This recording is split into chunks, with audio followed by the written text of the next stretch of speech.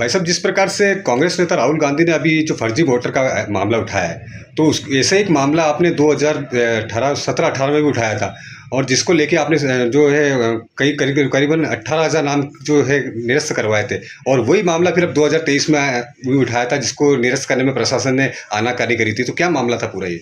निश्चित रूप से राहुल गांधी ने जो मामला उठाया है, जो भारतीय जनता पार्टी जो लगातार जीत रही है फर्जी वोटों के आधार पर, उसको एक्सपोज करा है। तो निश्चित रूप से देश की जनता भी अब उनकी भारतीय जनता पार्टी की नीतियों को समझने लग गई है। हमारा किसान उनके विरोध में, मजदूर उनके विरोध में, व्यापारी उनके विरोध में, हमारा बेरोजगार युवा उनके विरोध में, स्टूडेंट उनके विरोध में, सब कुछ विरोध के बावजूद भी वो लगातार जीत रहे थे। तो जीत का कारण उनका पर्दाफाश आदरणीय राहुल गांधी जी ने करा है। निश्चित रूप से देश के लोकतंत्र को खतरा पैदा है। जो बात उन्होंने कही वो 17-18 के चुनाव के संबंध में भी हमने कही थी। मैं 2003 में निर्दलीय करीब 14,000 वोट से जीता था, और कांग्रेस पार्टी से मैं करीब 10,000 वोट से 2008 के चुनाव में जीता था। परंतु 13 के चुनाव में उस समय करीब 36,000 वोट बढ़े थे। उस नागदा शहर में ही मतलब 18,000 वोट 2 साल के अंदर बढ़ गए थे। तो उसकी शिकायत भी हमने करी थी, और 10,000 जो वास्तविक नाम थे उनको भी काट दिया गया था। तो इस कारण से मैं करीब 15,000 वोटों से उस समय मेरी हार हुई थी।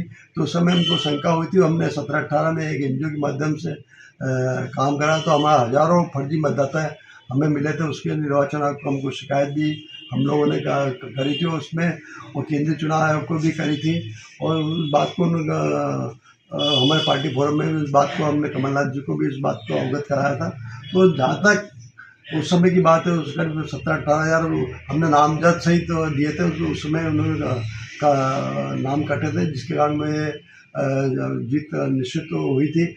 इस चुनाव में 23 में भी हमारे जब कार्यकर्ता एनजीओ के कार्यकर्ता जाते थे, तो भारतीय जनता पार्टी के जो कार्यकर्ता है मोहल्ले में उनसे लड़ते झगड़ते थे।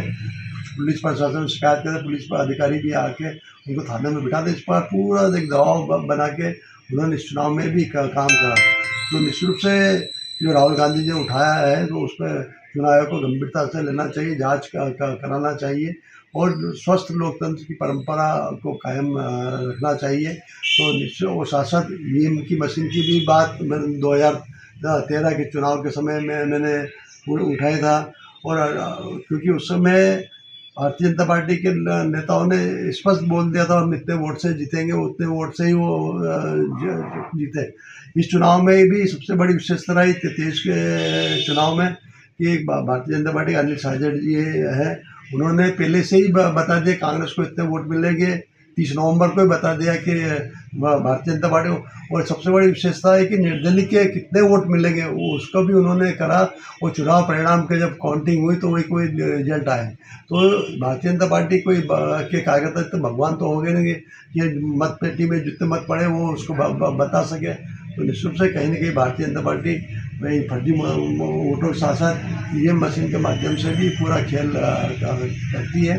तो निश्चित रूप से इसका हम राहुल गांधी ने उठाया, तो उसको पूरे देश की जनता की जो आंखों के सामने जो पर्दा था मोदी जी का वो हटा है, और आने वाले समय में इसका परिणाम भी हमको देखने को मिला। जिस प्रकार से राहुल गांधी कह रहे हैं कि हमें इलेक्शन कमीशन जो एक डाटा दे दे, तो हम सारा दूध का दूध और पानी का पानी कर देंगे, तो उस प्रकार से कहीं ना कहीं नागदा खसुत की बात भी करें तो कहीं ना कहीं वहाँ पे भी डाउट तो है कि कुछ गड़बड़ हुई है इलेक्शन। निश्चित रूप से आप देखें, अभी हमारे जो बीएलओ हैं, जो हमारे विधानसभा क्षेत्र के बीएलओ, उनके पास एक मैसेज आया कि जहाँ 10 से ज़्यादा वोट है वो उनके नाम जांच करके तत्काल हटाए और उनकी सूची उनको सौंपे।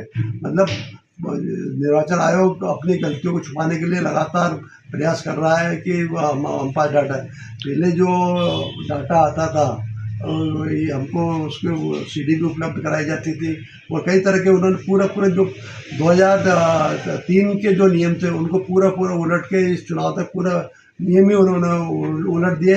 ये निर्वाचन उसको भी नहीं मिले। लोकसभा चुनाव के समय भी मैंने सिटीज फुटेज वगैरह मांग करी थी, परंतु सिटीज फुटेज वहाँ पे भी हमें उपलब्ध नहीं कराए थे। रतलाम कलेक्टर के द्वारा भी हमको कोई CLU की उसकी जो जमा नहीं उसकी भी जानकारी तक नहीं दी थी, ना सिटीज फुटेज। तो कहीं ना कहीं गड़बड़ है। निश्चित रूप से ये पूरे चुनाव की गड़बड़ी के माध्यम से ये सब चुनाव जीतते आ रहे हैं।